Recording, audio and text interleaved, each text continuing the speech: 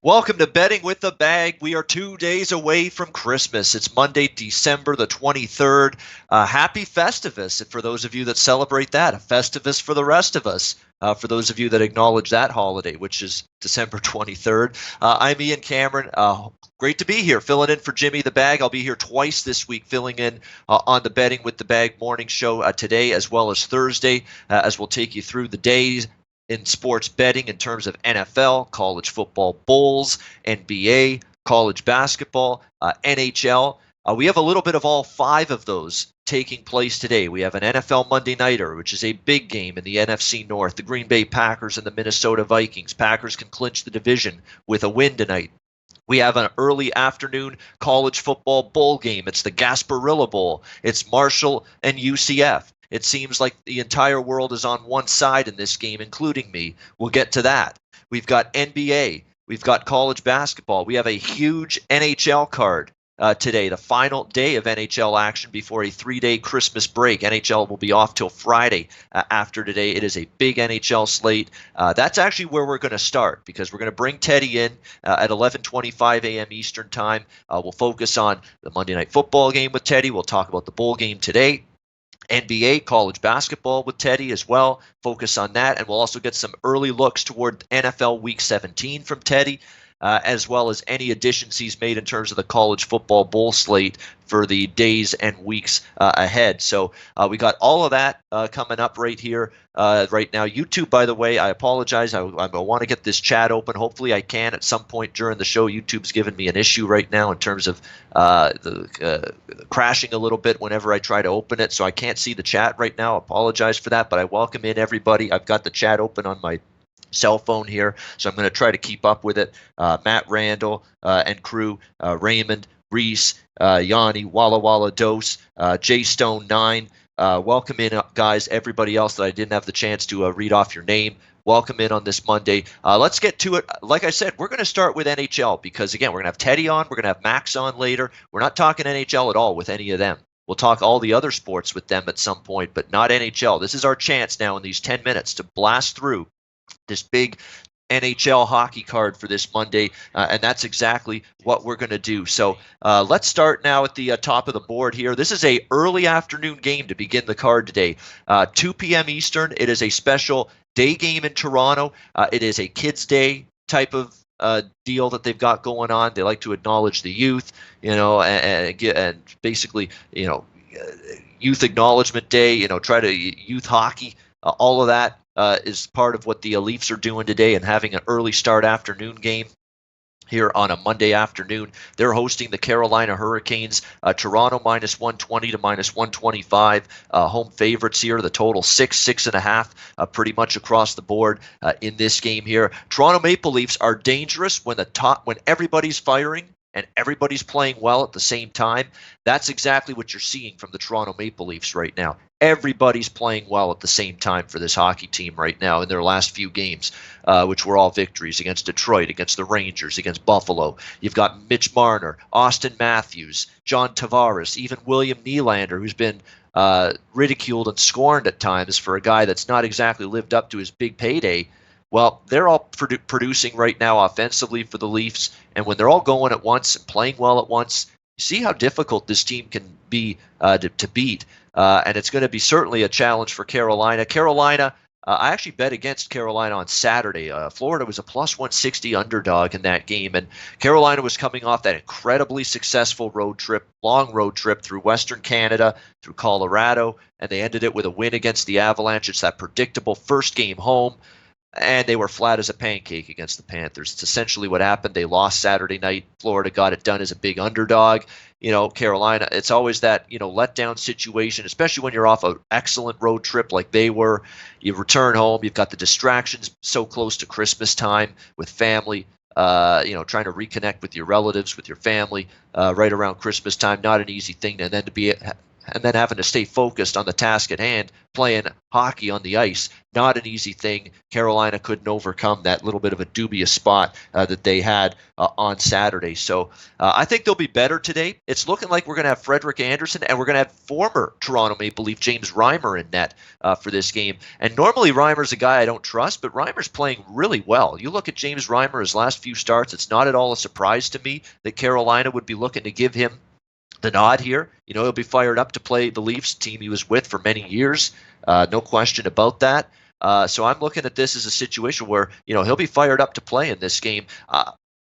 Toronto right now, the way they're scoring, it's a difficult ask to bet their games under, but, the way Reimer's playing, the way Carolina, for the most part, has played better defensively, I guess I'd lean slightly to the under, especially now that there's 6.5s showing up here in terms of the total for this game. But definitely just going to be a lean for me here in this one to the under. I actually wouldn't mind taking a chance with Carolina either. But again, Toronto's playing well. They look like they want to go into this Christmas break on the right foot. Remember, this team's on the outside looking in when it comes to the playoffs. So they're playing better, especially a cheap enough price now, minus 120. I don't think it's great value. They're the best price or the best value you could ask for right now on this Carolina side. So I lean Carolina and under, but just going to be leans for me right now in this one. Calgary, Minnesota. We've got Minnesota minus 125, total 6 in this game. I'm going to go over the total in this game. I've talked about it. Minnesota has scored a lot more goals. Defensively, they're riddled with injuries that are impactful to the defense. They've been without, Mikko Koivu for the longest time. Joel Eriksson-Ek, a defensive-minded forward, doesn't give you a lot offensively. And you're seeing this Minnesota team, give up a lot more goals lately in the last several weeks since they've been dealing with all these injuries. But at the same time, they've also scored a bit more lately. I think that might continue here today against Calgary. The Flames with a nice win last night against the Dallas Stars. It's back-to-back for them. It was David Riddick last night. You'll probably see Cam Talbot in between the pipes tonight for the Flames. But again, Calgary's trended over the total in the majority of their games, including again last night, since Jeff Ward's taken over as the interim coach. The offense is working. The line combinations that he's put together have come through. The power play is much better for the Flames in recent games as well. So I think you got two teams that are offensively capable right now and showing it. And at the same point in time, Minnesota defensively still battling with a lot of key players in terms of the way they play away from the puck. So I think you're going to have a chance to see some goals here. There is still one lone road 5.5 in terms of the total at Bookmaker right now. Over 5.5 minus 130. It's pretty much 6 elsewhere, but if you can grab the 5.5, do so. But even at 6, I'll go over the total here. Florida, Tampa Bay minus 180. Home favorites, total 6.5, shaded to the over. Yeah, I'm on Florida here. It's very simple to me. Tampa Bay continues to have a tough time, struggling. They lost to Dallas, blew the game in overtime, barely beat Ottawa early in the week, a depleted Ottawa defense. We'll get to them in just a second later on in the card. Talk about that Ottawa blue line, which is as patchwork and as thin as it gets right now with the injuries they're dealing with. And Tampa Bay, just not getting the job done. I mean, they actually had a bunch of power play opportunities Saturday night in the loss against Washington that just couldn't take advantage of any of them. They haven't been able to get both elements of their game clicking and firing at the same time. Offense, defense hasn't mattered one bit.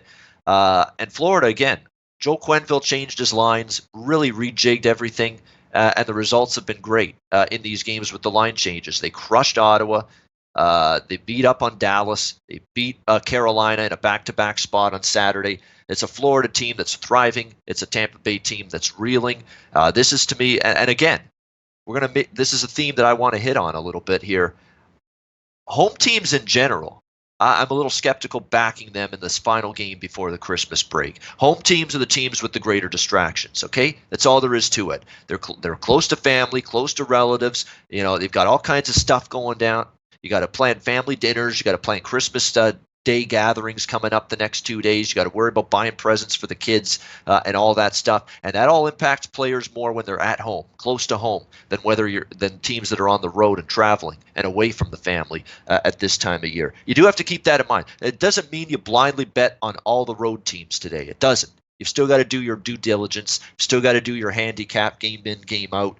But you do have to keep in mind that distractions around the Christmas holiday are definitely going to affect and impact the home teams a little bit more than the road teams at this time of year. So you got that with Tampa Bay. You got the fact they're not playing great hockey right now. You got Florida playing well. To me, you got to take the plus 160 price, which I have done. Florida plus 160 here in this game. It's also a revenge spot. Let's not forget Tampa Bay beat Florida 2-1 a couple weeks ago. Florida's playing a lot better since then. Tampa not so much. I think this is a live dog here. Florida plus 160, a lean to the over, but I like the side a bit more. Washington, Boston. Boston minus 135. 6 the total in this game here. Bruins, again, it's been a really tough stretch for them. There's no question. Nothing has come easily of late for this Boston Bruins team. There's no denying that. And another tough loss to Nashville Saturday night, 4-3. 3 in a row overall for this Bruins team that they've lost. Just a really, really dismal slide. They're really only one win in their last, 9 or 10 games, and that came on the road against Florida. It's really been a struggle for the Boston Bruins, and they're not a team I'm really looking to lay a price with here in this game. Washington coming into this one, with the win against Tampa Bay, beat New Jersey the night before that. You can only take Washington here. I was just hoping for a bit of a better price. I mean, Boston sometimes is usually priced a little bit more toward the minus 150, minus 160 range, even minus 140. If it gets higher, maybe I'll take a shot here with the Capitals in this game, no question. But definitely could only look toward the Capitals here in this game. Bruins struggling. We talked about it. Bruins, another situation where they're the team playing at home. And again, the home team's close to Christmas, laying a price when they're not playing good hockey. Those are all the things we just talked about with Tampa Bay. It's the same things going on right now with this Bruins team. They haven't, even the goaltending from Tuukka Rask's been a little bit shaky lately. The offense has been up and down. The defensive play is really what's gotten Boston in some trouble. There's been some breakdowns defensively for the Bruins lately, and that's been an issue. Columbus Islanders, I don't have much on that game. What's with the Islanders, by the way, all of a sudden? Playing these up and down high-scoring affairs. I'm definitely not going to lay a price with the Islanders, but again, Columbus, I don't necessarily trust them. And I like, the Islanders rather, coming off a 6-5 loss to Anaheim on Saturday. Oddly enough, they've gotten in these up and down track meets, these high-scoring games, and I know Barry Trotz doesn't want this team playing that way. So I would only look to the Islanders here. Maybe you bet them in regulation for a better price. Maybe you look under the total, but again, 5.5, even some 5s are out there right now with this total. Not great value. Rangers Flyers will buzz through the rest of this card very quickly, so we can get to Teddy, who's waiting in the wings as our first guest. Philadelphia minus 195, total 6 in this game. I was on the over with Philadelphia Saturday night against Ottawa. I lean over here, but I think that was more of a product, that bet, of Ottawa than it was Philly getting on the over in that game. Nevertheless, the Rangers are not a team I'm betting under the total. They can score. They aren't trustworthy defensively.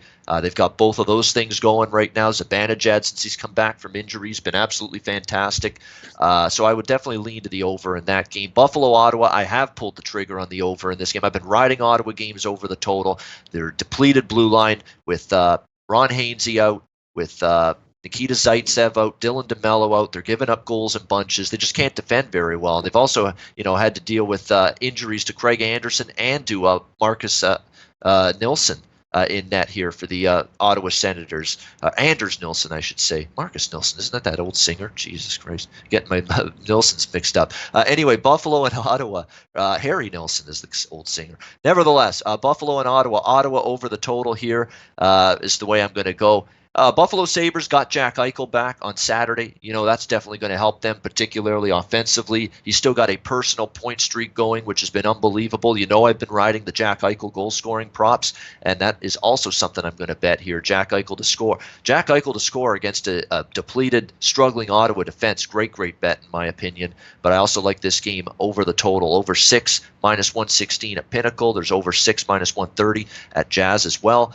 Montreal and Winnipeg. Winnipeg minus 120 to minus 125 home favorites. Total 5.5 shaded to the over. Not much of an opinion on this game. It's the end of a pretty lengthy road trip for Montreal, but they are trying to bounce back from a loss to Edmonton on Saturday. Winnipeg just absolutely destroyed Minnesota on Saturday. 6-0 shutout win for the Jets in that game.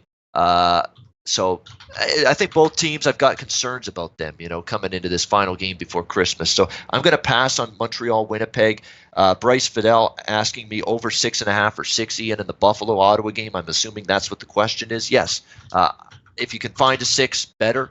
But if all you can find is 6.5, I wouldn't say don't bet it if all you can find is a 6.5. As long as 7 is the win number, that's the main thing, and I think you can get 7 goals there. Arizona, Nashville. Nashville minus 150, home favorites, total 6 across the board. I took Arizona and over. That's what I'm doing. I mentioned that when I was with Jimmy last week with Taylor Hall in the lineup. I'm looking to back this team, and I'm looking even on a back-to-back here after they played in Detroit last night. They weren't pushed by Detroit last night. That was an easy breezy game.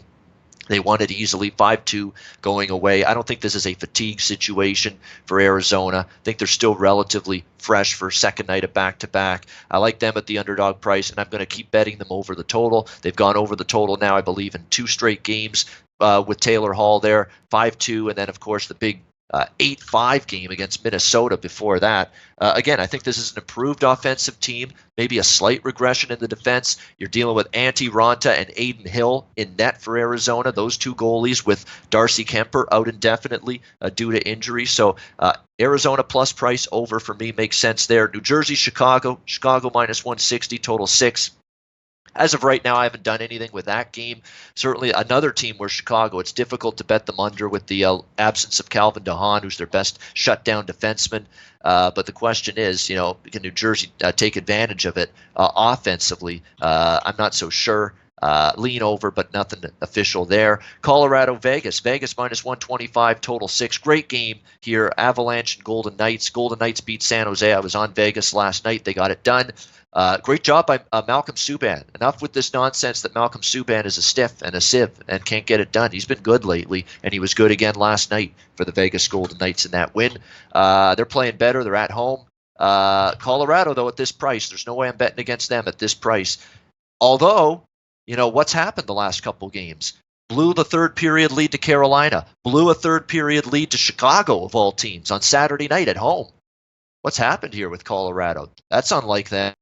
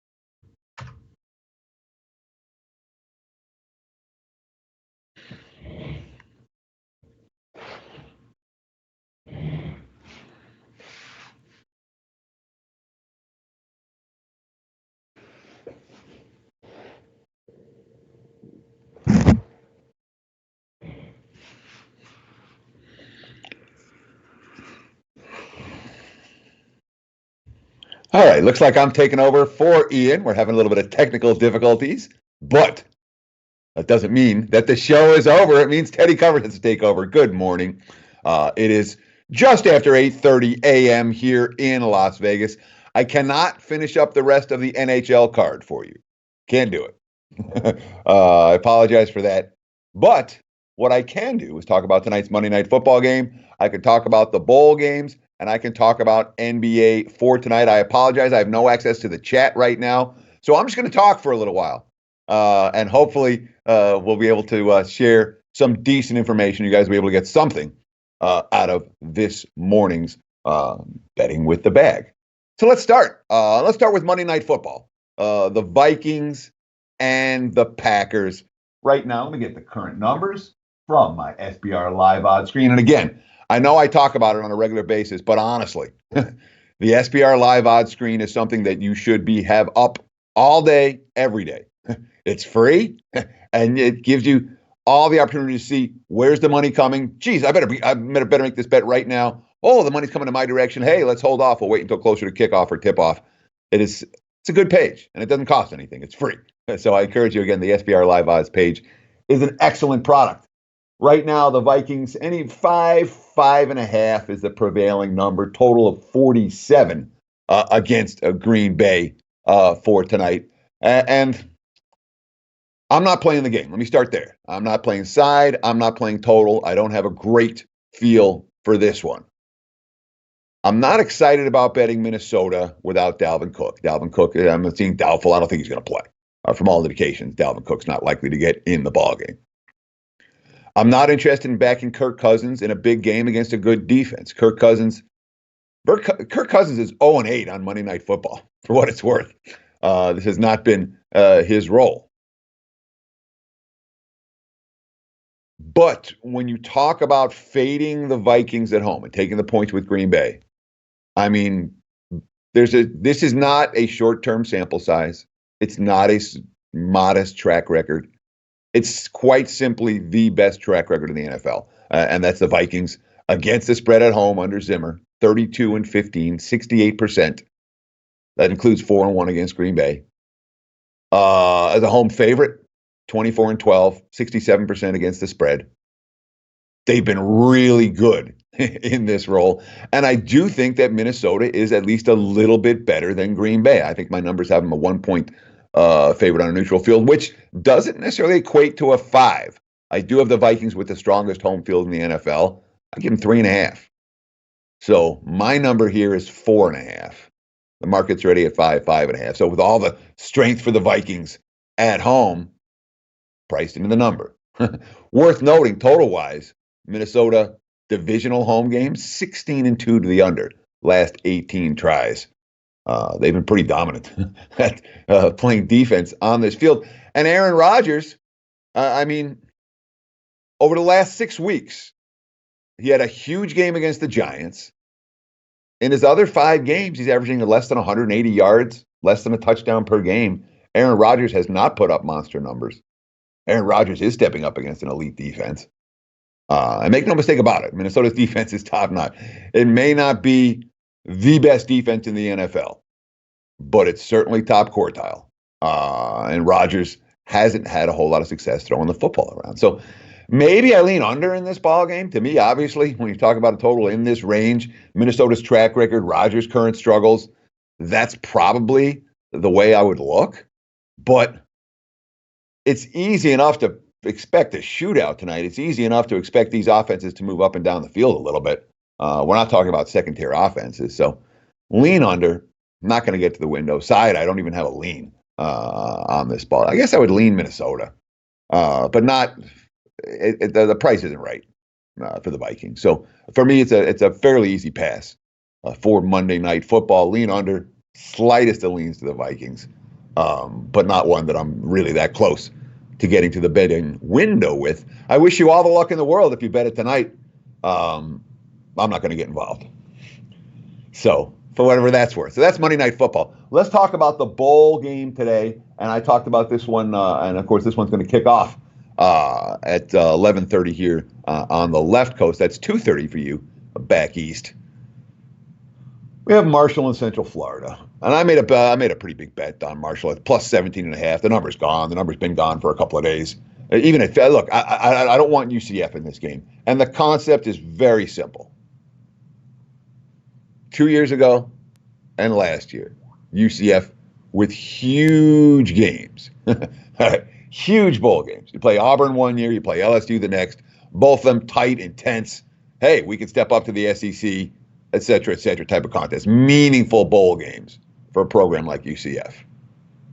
And then this year, they're playing at 11:30 a.m. on a Monday morning in the Gasparilla Bowl against Marshall. I'm not expecting UCF's A game. And it's just that simple. And if UCF brings their A game, Marshall's not going to compete.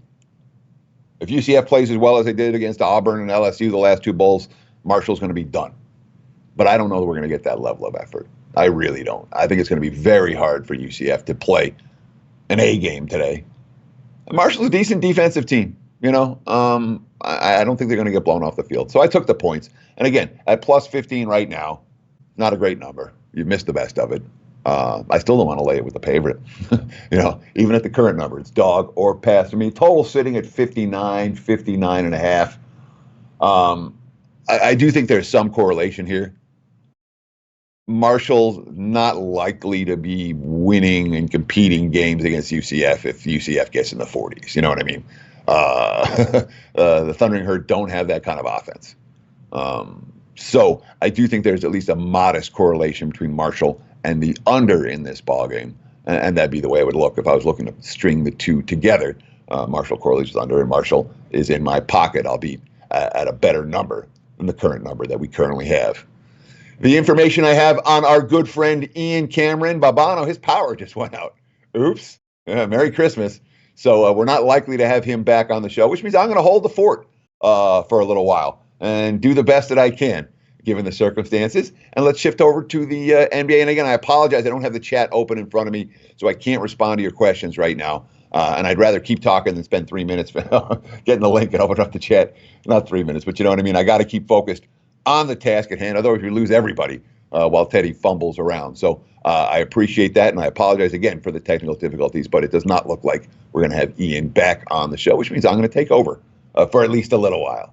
Let's talk NBA for today. Well, let's talk BYU Hawaii tomorrow real quick, because I'm actually getting close to pulling the trigger on BYU. I haven't done it yet. The more I've thought about this game, the more I've read about this game, the more I think that BYU is – I don't think Hawaii's defense is going to stop BYU.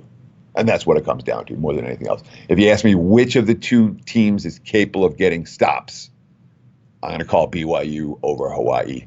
And that's why they're favorites, in Hawaii. And, of course, let's not forget we think about Hawaii having a huge home crowd edge on the islands. It's a BYU campus right there. There's going to be plenty of BYU fans in attendance at this bowl game. It'll feel more neutral site-ish than any Hawaii game that I can think of. So for what it's worth, the home field edge for the Warriors may not be as great as it has been in seasons past. And of course, they've lost 3 times the last 4 times they played in the Hawaii Bowl. I've been impressed with Hawaii all year. I don't think this is a good matchup for them. So the lean is BYU. I still haven't pulled the trigger on it yet.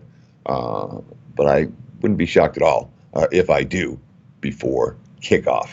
In fact, I might do that today because we're seeing a little bit. Some of the leading indicator books are saying this line could go up. So I'm going to pay attention to that and probably get involved with the Cougars at some point this morning. Let's talk NBA for today. Sixers, and let's run through the card. And I'll do quick hitters here. I'm not going to go in depth in these games, but I'm going to give you my take. I did make 2 plays. Trying to decide, should I give you the 2 plays first or should we go through the games? I'll give you the 2 plays that I made. I played Indiana minus 6.5. That's up to 7 right now. Hate the spot for Toronto. And you want to, if you had Dallas plus the points yesterday, that might be the bad beat of the year. So I apologize. That's rough. They're up 30, in the second half. Dallas is up 30 in the second half. And Toronto rallies back and goes crazy, and Kyle Lowry goes crazy in the fourth. And they use every bit of energy they have, and they rally, and they win, and they end up covering. When you're up 30 with your dog in the second half, you expect to cash those tickets. Didn't happen yesterday if you had the Mavs. So that's tough. But the flip side of that is that now Toronto has to go and face an Indiana team that got wiped out by Milwaukee. Brogdon had a terrible game. The Pacers had a terrible game. The Bucks do what they do, which is dominate everybody. So we have 2 teams coming off very disparate results. And one of them's fat and happy, and one of them is not. And oh, by the way, coming up next for Toronto, early start. It's a noon tip-off on Christmas Day in Boston against the Celtics. This is the game in between. This is the sandwich spot game for the Raptors. They gave everything they had yesterday. Incredible comeback.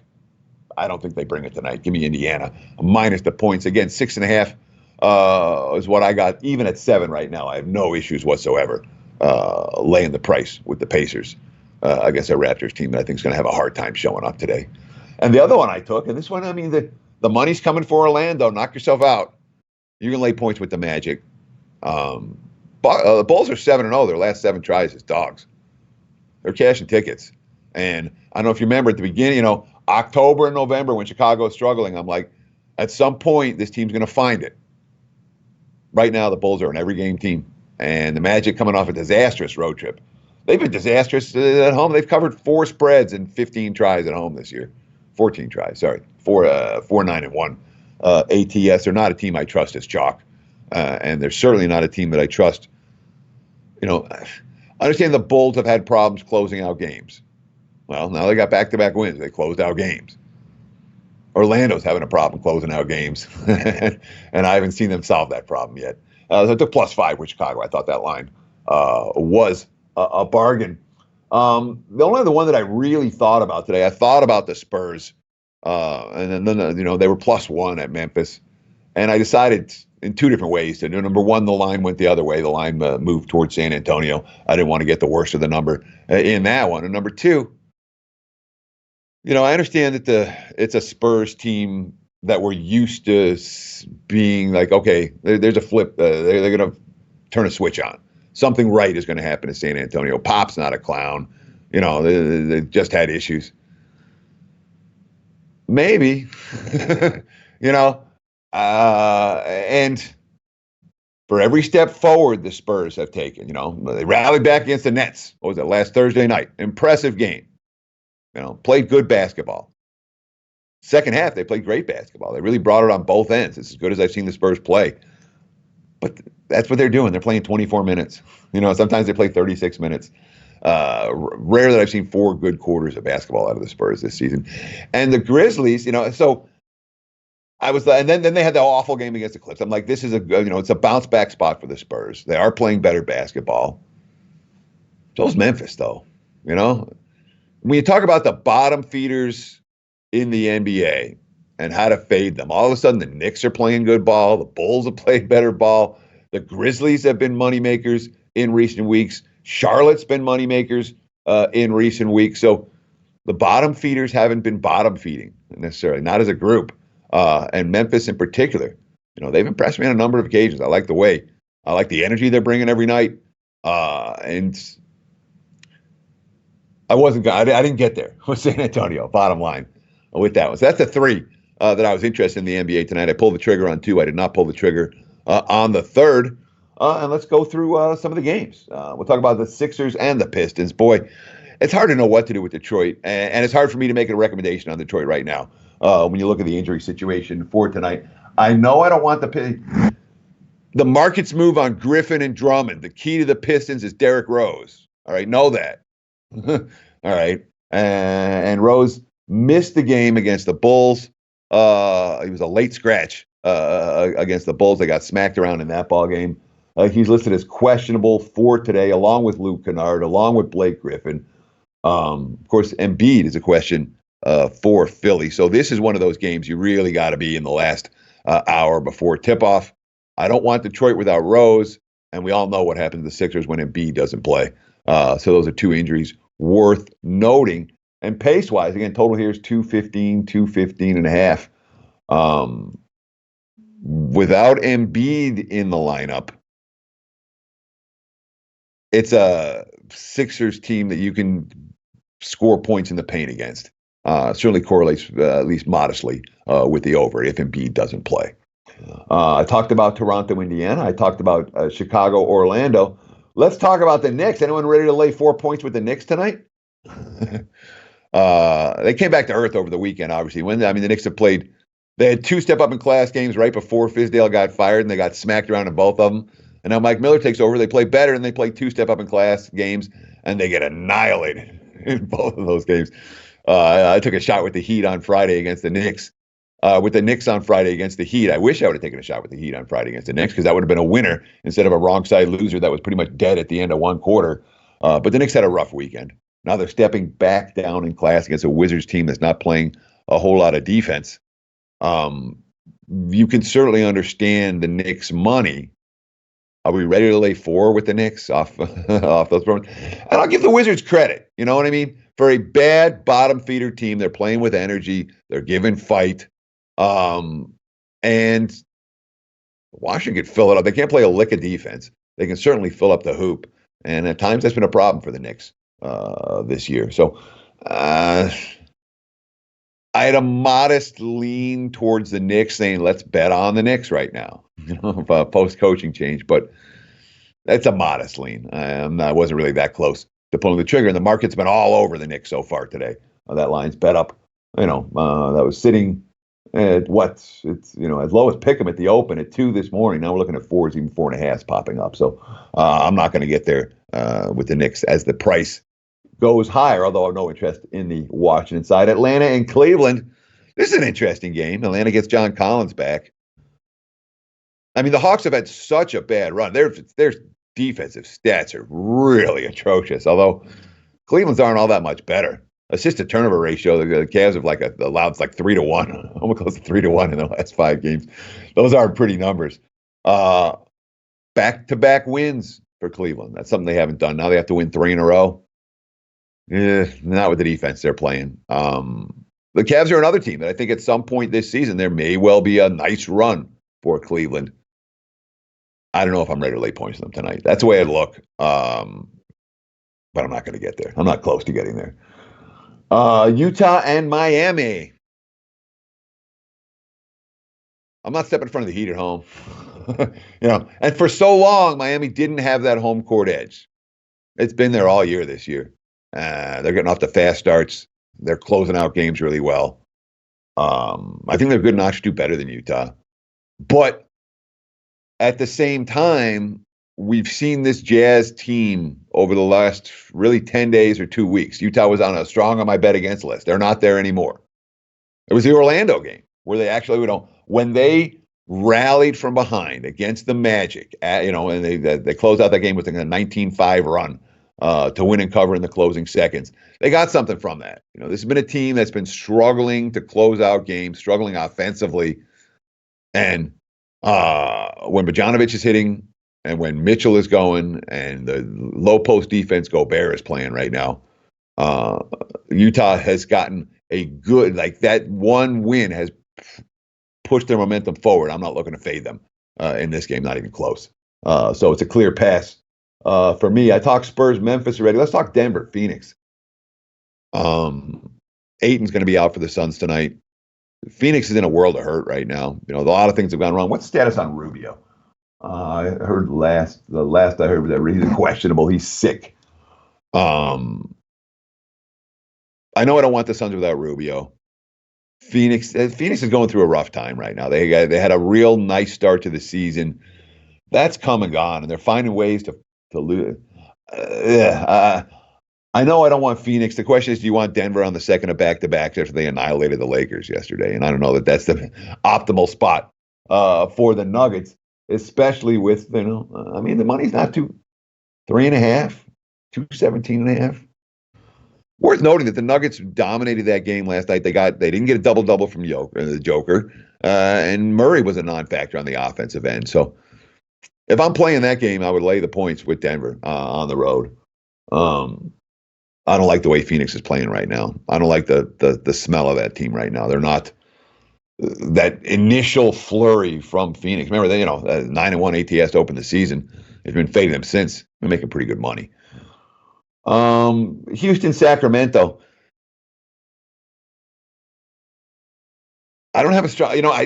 I don't have a strong take on this game. Part of me thinks that the Rockets right now are a team that it's hard to say to ride Houston, but Houston in this road favorites role where they don't have to win games by huge margins and their shooting can carry them. There's something to be said for the Rockets on the highway as opposed to laying doubles with them at home in games like this one. The Kings have been, they're a feisty little team, Sacramento. And a great team for in-game betting. They really are, because the Kings, they're absolutely a team that goes on runs, and they're absolutely a team that gives up runs, and that's my best scenario for in-game. I want the team that just had the 12-0 run against them, and their coach is calling a timeout, and then I want the other team after their opponent just went on a 12-0 run, and their coach called timeout. Sacramento's all about the runs. So they've been one of my favorite in-game betting teams this season. But I mean, the Rockets are. I would lean Houston, but I mean, the Rockets are one of those teams I just don't get involved in their games a lot. They're priced right.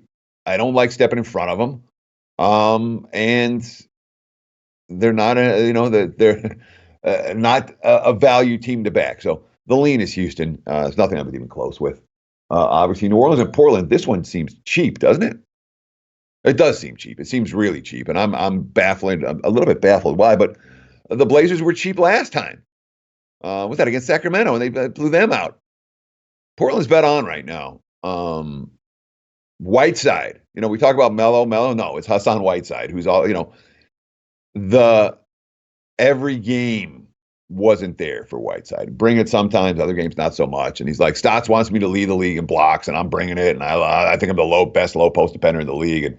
And when Portland gets that low post defense, they're pretty good. And New Orleans, I mean,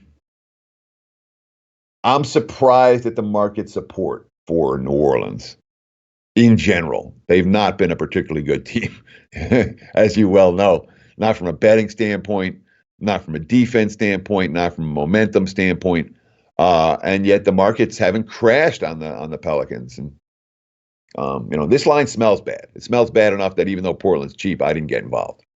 The Blazers should be 8, 9, 10, not 6. And then Minnesota and Golden State. The total there is pretty low, huh? 221. Warriors coming off a win. These two teams have really ugly defensive numbers, and you can anticipate the potential for points in bunches. Injury issues, obviously, for both squads. We don't know if Towns is going to play tonight for the T-Wolves. The latest info I saw had him as doubtful for this evening. He's got a bad knee. I have no idea if he's going to suit up or not. I really didn't get a sense from the reading that I was doing on this game whether we were going to see Towns tonight. I wasn't under the impression we necessarily were. So look, I'm not close in this game. I'm not laying with Minnesota. I've learned my lesson a couple of times now with Golden State. The lean is towards the over in this one. And I mean, but the total, okay, this total smells, it's almost like the Blazers where, it smells too low. I don't know why it's as low as it is. It should be a notch too higher. Lean over in that game. Maybe it's a Towns issue for Minnesota against Golden State. Now, I've got no contact with the home office in Costa Rica other than what they're going to type me. But do we have a guest? Is there a guest I'm supposed to bring in right about now? We'll find out in just a moment. After these brief commercial messages, I'll take a sip of tea and we'll talk about it. We have Max. Let's bring him in. Can we bring him in, or do we only have one connection?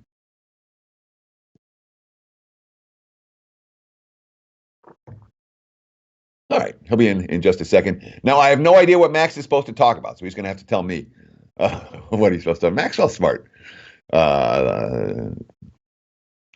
which is a good nom de plume, certainly. College hoops. Oh, beautiful. All right, I could talk college hoops. Although I didn't love today's card. There wasn't a whole lot on there. But let's see what we got. From Max. Are you on with us? Yes, I am, Teddy. How are you this morning? Hey, good talking to you. What's a good word? I'm filling in for Ian, who's filling in for Jimmy. He said Ian had a blackout, and I'm doing the best I can, throwing in the host role. Though it's fun, a little fast-paced Monday morning action. It's like, all right, wake up, buddy. Get going. So it's all good. How are you today? How was your weekend? A little difficult from the college basketball perspective, but I'm glad to be on the show with you, Teddy. I'm glad to be on the show with all the low baggers, and I'm ready to break down this small card. I think that there's some nice spots with some good numbers and odds that we can still jump on and hopefully beat our books tonight. Sure. Well, let's go through the games, and we'll start at the top with the MAC. There's the MAC, and then there's the MAC, the Metro Atlantic. Back in the day, I used to love this conference. They played Fridays and Mondays where there was nothing else going on. and I'd handicap the games, and I got a nice rhythm with some of these teams. I've had some real good years in this conference. I haven't done much with it this year. Have you? What do we got with Canisius and Siena? The Saints -7, total 142. Yeah, Teddy, I've already made 2 official plays for the show on this game, and I'm looking towards Siena. This is a team in Siena that definitely is playing a different style of basketball, different tempo than they did last year, and we're seeing the results, whether it be ATS, whether it be over-unders, and we're seeing them really take a step forward. I think that with Siena, you have a team that really can get hot from the field. They know how to take good shots and get good shot selection. And I think that tonight against a Canisius team that's going to want to slow it down and is going to want to really grind out possessions, I think that they have the advantage here. My numbers liked it. My created line liked it. And when I saw this line come out, I jumped on it. I have the first half -3 at -108, and I have full game -6 at -118. Yeah, and there's been nothing but Siena money so far in this ballgame. Nobody wants the dog. In this one, is Canisius that bad, or is it just? I mean, Siena's a 3-win team laying a price here, but you like the matchup more than any other factor, correct? I like the matchup and I like the number. I personally had this game lined at 8.5 to 9 points, Wow. and when I saw it open at 5, there was enough value there that warranted me making a wager on it. Sure. When you line a game 9 and it opens 5, yeah, there's interest. I hear you wholeheartedly on that one. Let's talk Long Beach State and Seattle. Long Beach State's an interesting team that they've certainly, the markets have been ahead of them in a lot of sense. And everyone's like, oh, this is the year for Long Beach State. Oh, they're coming around. Well, tonight they're 5-point dogs as they travel up to take on Seattle. Yeah, this is an interesting spot also from a personnel perspective. You have their top front court player, Miles Carter, left the game and didn't play against Florida A&M, and he's questionable tonight with a leg injury. I think that he makes a big difference, and we saw Seattle not able to be able to step up without him in the lineup. It puts a lot more pressure on Terrell Brown, and when defenses can narrow in on him, guys like Michael Carter III, Colin Slater, and Chance Hunter have an opportunity to go off. Obviously, from a win-loss perspective, Long Beach State has not been putting money in your pocket, but from a matchup perspective, with a major piece for Seattle, I felt like there was value. How I played this game was, Teddy, I got highly invested in it. I took the over on the overnight line. That was one of my first bets. I got it at over 139.5 at -115. I think that both teams are going to be able to score on each other. I think that there's going to be a good amount of jump shots. And hopefully, from my capping, I think that there's going to be a fair amount of free throws attempted. And I believe that both these teams can make enough to get this number over the total. I also jumped on Seattle first half.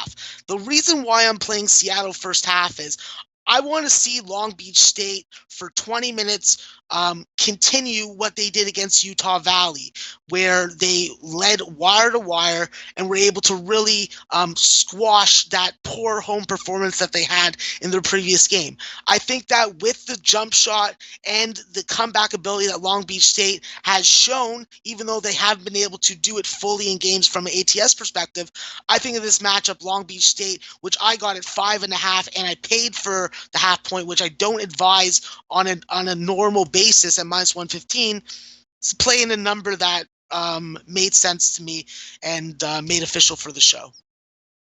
The markets certainly agree with you when it comes to this total. Nothing but over money so far. So certainly that bodes well. If you agree, if you think the market's look, when it comes to college hoops totals, I don't like fading the market, certainly not early in the season. So that probably bodes well for your chances. And I'm with you on Long Beach State conceptually, a 4-win team that has the potential to be a heck of a lot better than that.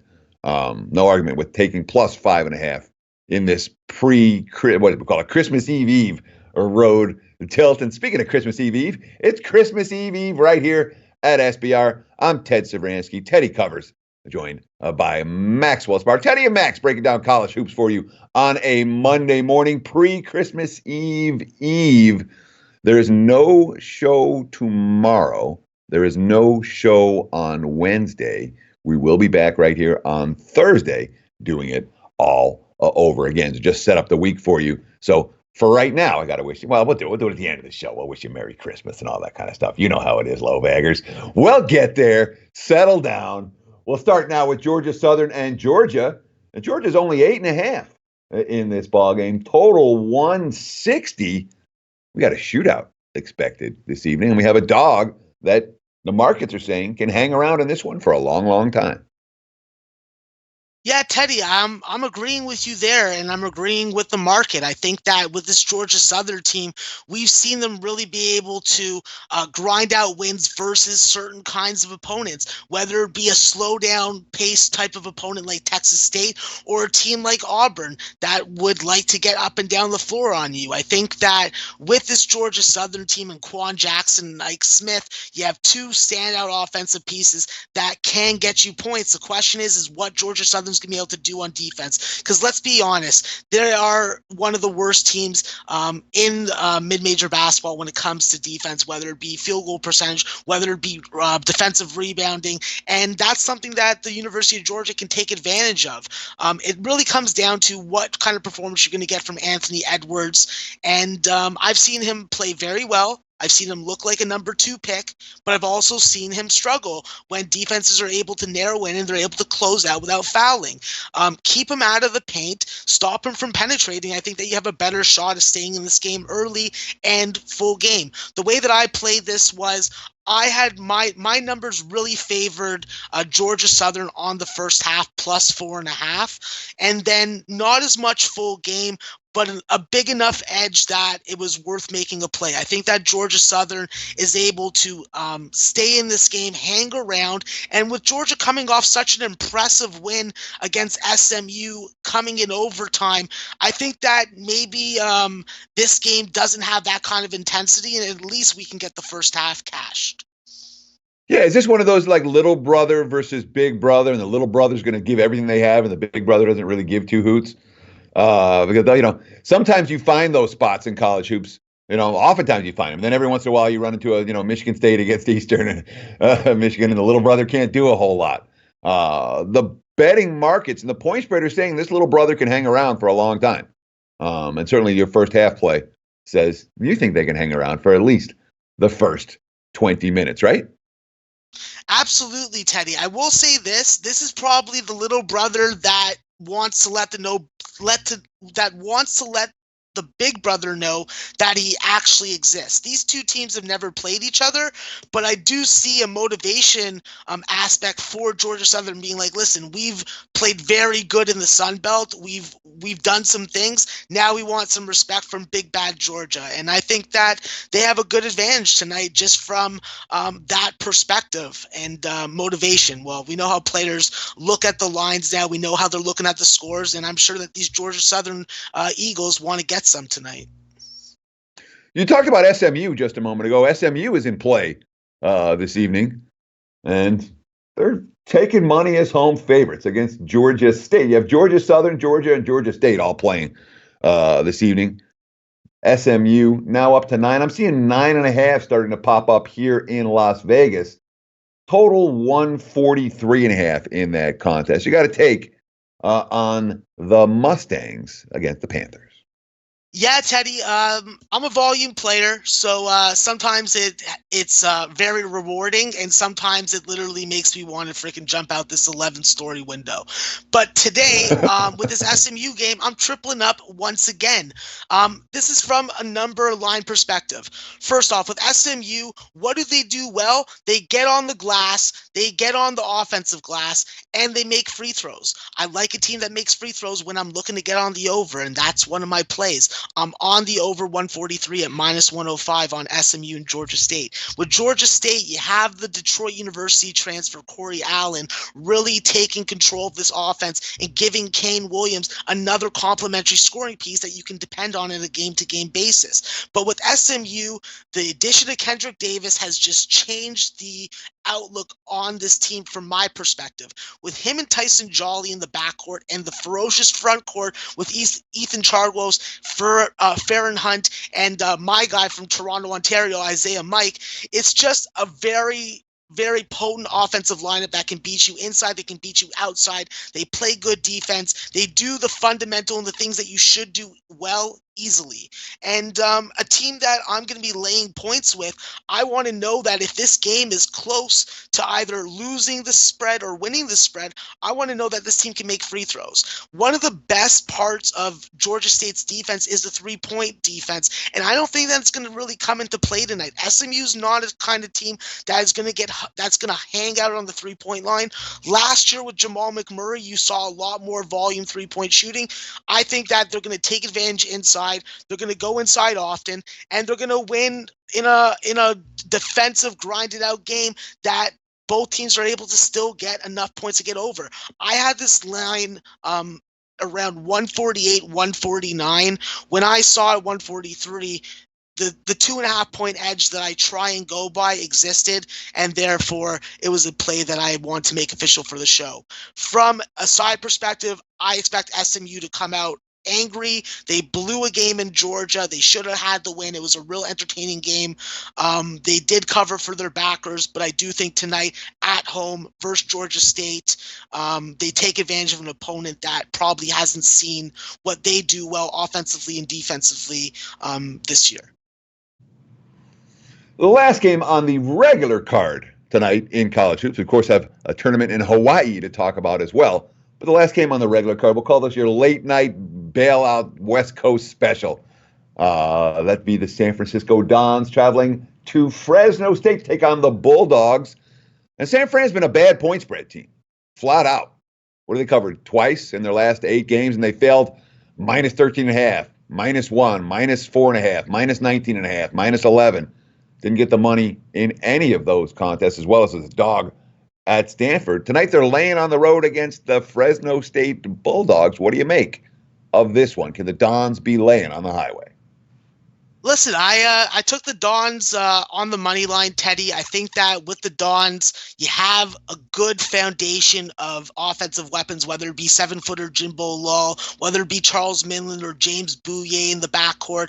I think tonight they definitely let a game slip away against Stanford. They were winning that game for 30 minutes. In the last 10 minutes, they just fell apart, couldn't score the basketball the way that we've seen them in past games. But this is a game where I'm more making the play and making the move against what Fresno State's done.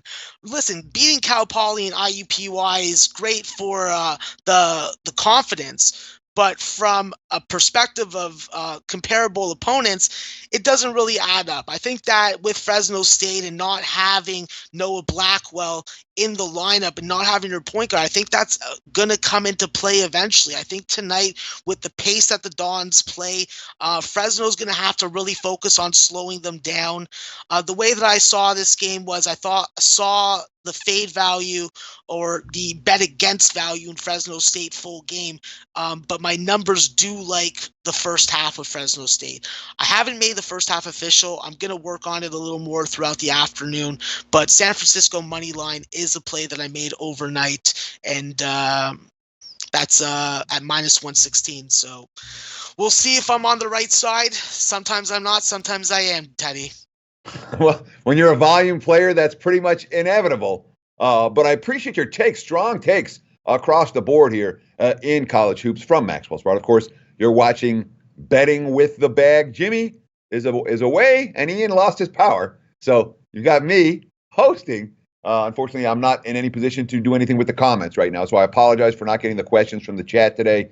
I appreciate all of you low baggers hanging out despite some modest technical difficulties. We've got about 10 minutes left on today's show. Let's get into it because we've got 4 games in Hawaii to talk about, and this is a fun tournament, the Diamond Head Classic. And I said that the San Fresno State was a late night bailout special. We've got 2 games to tip off later than that here. So if you really need it, you can get some action late Monday night. But let's start with the quote unquote early game. That's 1:30 here on the left coast, 4:30 for you guys back east. That will be Boise and Portland. Boise in the range of -11. There's some 10.5s out there. Total 136.5, 137. This, of course, on the neutral floor of Stan Sheriff Center in Honolulu. Yeah, this is an interesting spot. I haven't made a bet on it yet. The lines came out only a couple hours ago. The way that I look at this game is Boise State's going to have to stop Portland from scoring the three. They're going to have to really do a better job of defending it. And they do a decent job. They allow teams to only score 28.5% from the three-point line. That's going to be critical tonight against this afternoon, against a Portland team that definitely has some streakiness in them. I think that with Portland, you're going to really have to get a really good performance team-wise. I think that with Isaiah White, that's the guy that you need to go off offensively. When he's rolling, other guys are getting good shots and getting good looks. And ball movement's going to be important for Portland against this Boise State team. They can really isolate you. They can really trap you on the sides and force you into some unforced errors. And I think that turnovers are going to play a big factor in this game this afternoon. With Portland giving up about 16 turnovers a game, that is pretty much your wiggle room to get this cover from a statistical perspective. From a line perspective, I had this game at Boise State -14. At -11, I like it, obviously. I have my 2.5 point edge.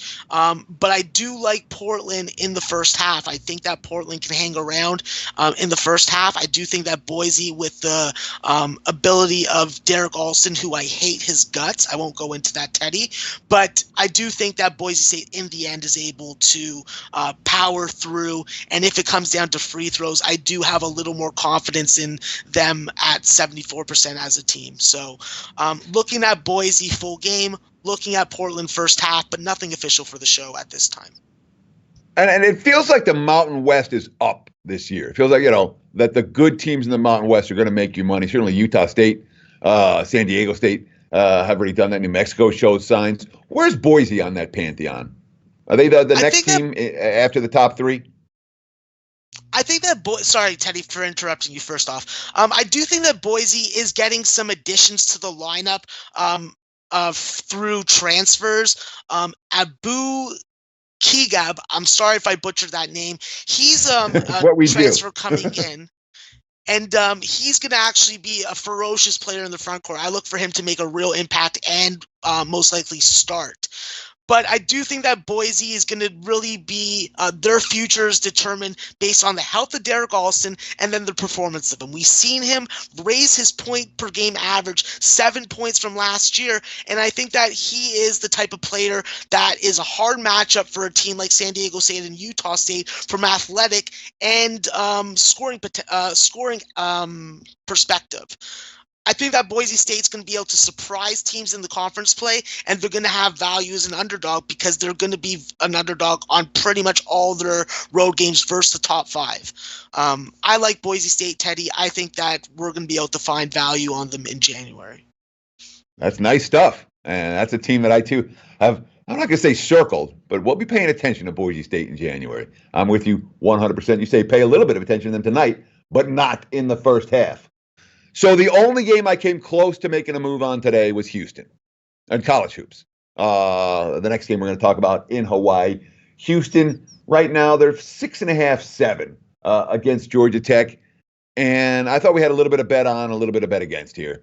I'm not a Georgia Tech fan, and the Cougs are pretty good. I thought the price was reasonable. What do you think? Yeah, this Houston spot was a spot that I liked. I liked it when it opened at 8 or 8.5, and I liked it when I saw it at 6. I think that this Houston team definitely is not as defensive as last year's team without Davis, but I think that you got a good stable of guards in Giroux. You got freaking Caleb Mills, the freshman, coming on, and my guy's Marcus Sasser on that team. That guy, if he gets his 3-point shot off, he's going to be giving Georgia Tech a lot of problems. Georgia Tech had a really surprising win against Boise yesterday, and I'm not going to take a lot into that. My numbers have Houston winning this game by double digits. I think even with Jose Alvarado coming back for Georgia Tech, and that was probably the missing piece, because having Bubba Parham at the point guard spot when he's more of a scorer, wasn't working for Georgia Tech. I think that it's going to be important. The matchup that I'm looking at is Fabian White versus James Banks. What you have to do with Georgia Tech to beat Georgia Tech and cover spreads, in my estimations, is to attack the rim early, force James Banks into situations where he has to help defend, and then he's at risk of fouling. If you can get him on the bench for 10 minutes out of the first half, I think that gives you a lot of ability to penetrate the bucket with your guards and really create a large margin that you can work with the rest of the game. I think that Georgia Tech is a stingy team, and we've seen that in games like NC State and a couple others so far this season. But the only way I'm looking at it is Houston full game and first half. Yeah, Cougars veteran forward Rashawn Gresham is downgraded to questionable or doubtful for tonight. And he's an impact player when it comes to low post defense. He's blocked multiple shots, 3 times in the last 5 games, and has double-digit rebounds twice during that span. So at least a modest injury. He comes off the bench for the Cougs. But if he's missing, they'll miss him. One of those players that will not affect the point spread, but could very much affect the play on the floor. Let's talk about Washington and Hawaii. The Huskies, 6.5, 7-point favorites.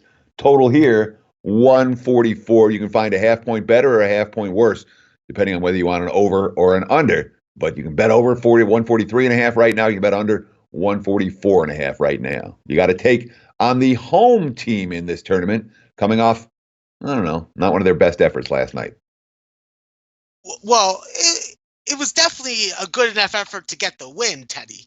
I'll say that the first half definitely left a lot to desire. I thought that they were going to get blown out the way that UTEP was able to really get inside, and the way that they were rebounding the ball and getting out in transition. Jordan Lathan was like a bullet going up and down the floor last night. I think that against Washington, we saw Washington last night struggle with the zone against Ball State. Ball State was shooting over it, and then they went to man-to-man defense, and then we really saw the length and athleticism of Jaden McDaniels really show. Isaiah Stewart was a beast. I think that this Washington team wins the game. I think they win this game by a comfortable margin.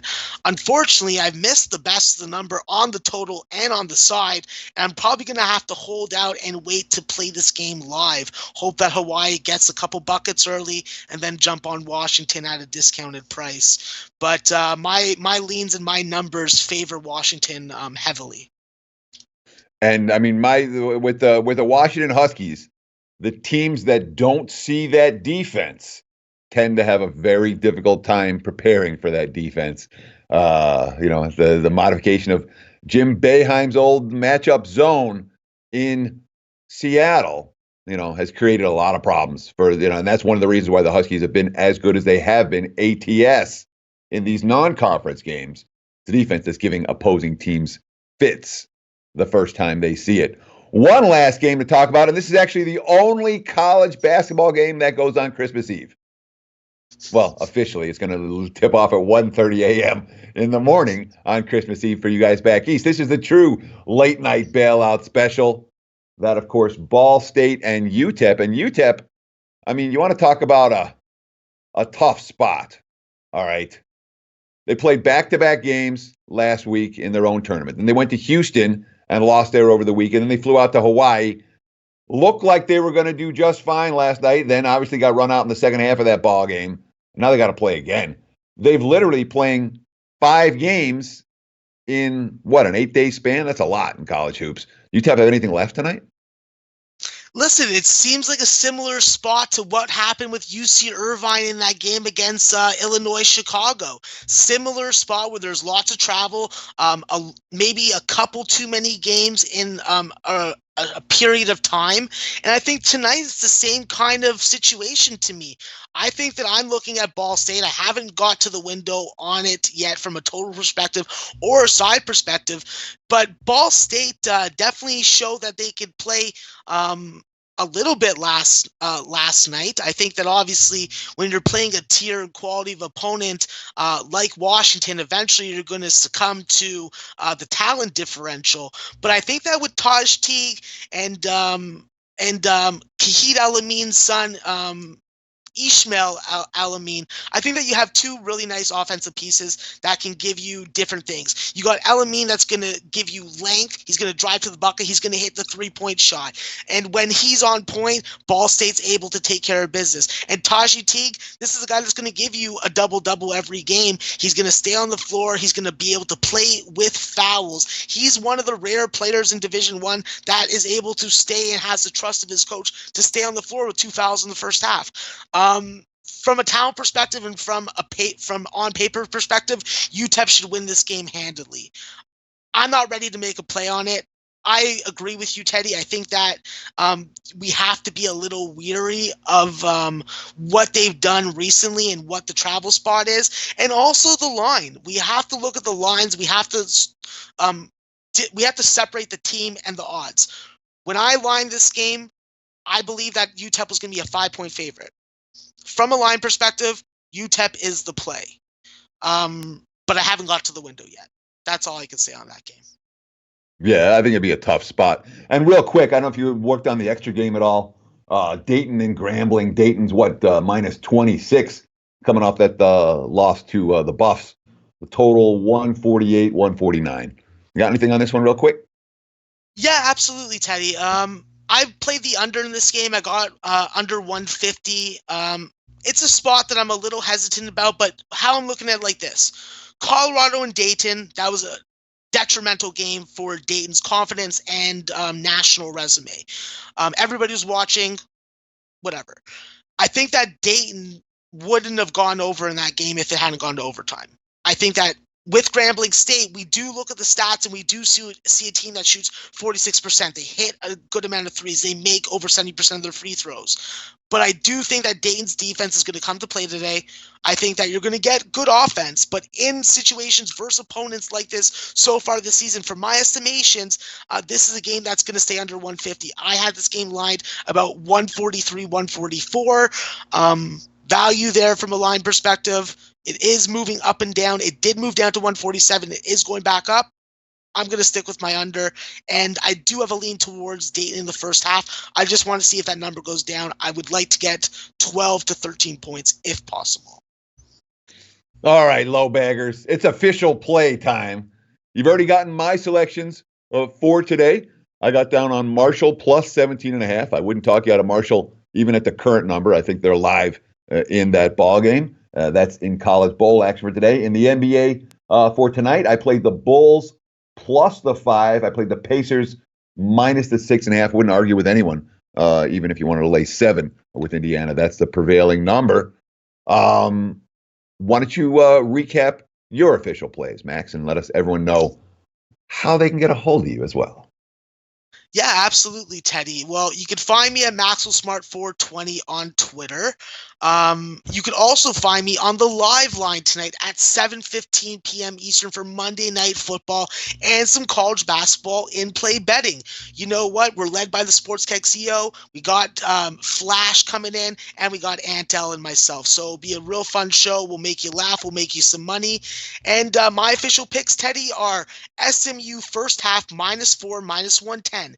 SMU -7.5, -112. Siena first half -3, -108. Siena -6, -118. Seattle -2.5 first half, -108. Long Beach State plus 5.5, -115 full game. SMU over 143, -105. Dayton under 150, -113. Georgia Southern first half plus 4.5, -107. Georgia Southern plus 8.5, -103. San Francisco money line -116. And lastly, finally, Long Beach State over 139.5, -115. How does Jimmy write that stuff down so fast? He is very good at it. I also DM the picks and he tracks the record. So he's my superhero. That's for sure, Teddy. It makes us appreciate Jimmy all that much more. Maxwell Smart, really appreciate the time today here on Christmas Eve. Best of luck with all your selections this evening. Knock them dead out there. And like I said, you'll be you'll be on the Late Show today. I'll be on the live line. Absolutely. I'll be completely outrageous. So definitely take into account that I am on the live line and I'm not on Betting with the Bag. Fair enough. Great stuff. Thank you so much, Maxwell Smart. Thank you so much, low baggers. I understand that today we had a few technical difficulties. You hung with us. I appreciate it. I understand that I couldn't answer your questions today in the chat. You hung with us. I appreciate it. What a joyous Christmas spirit that we have here at SBR. And again, thank you so much. Be sure keep that SBR live odds page open every single day. Be sure to check back later in the day. And of course, we will be back with live shows. Shit, is it Thursday or Friday? We'll be back with live shows later in the week. I know that. I got it written down somewhere. Thursday. We'll be back with live shows on Thursday. Right here with Betting with the Bag. Between now and then, I will be signing off. I wish you nothing but luck. I wish you nothing but a joyous holiday festivus season. And enjoy the games. Kick some butt tonight. Let's win some money. Cheers. Thank you so much. And that's my sign off. Goodbye. Go have a good day. Thank you so much. Cheers.